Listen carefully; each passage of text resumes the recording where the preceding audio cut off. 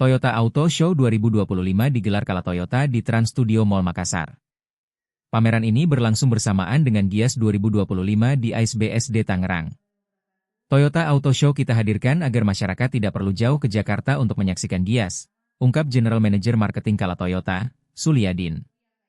Beragam program spesial ditawarkan, mulai dari Smart Upgrade dengan DP dibayar 2 kali, gratis cicilan hingga 5 kali, hingga bunga 0%.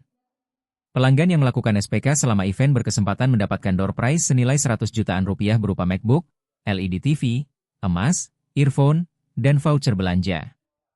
Toyota Auto Show juga menghadirkan bazar mobil bekas dengan angsuran mulai 2 jutaan rupiah dan DP hanya 10%, plus hadiah langsung 300 ribu rupiah.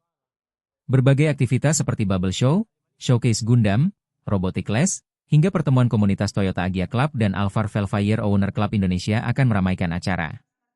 West Regional General Manager Kala Toyota, Andika Susanto, menyebut promo ini berlaku di seluruh wilayah penjualan Kala Toyota, termasuk Sulsel, Sulbar, Sulteng, dan Sultra.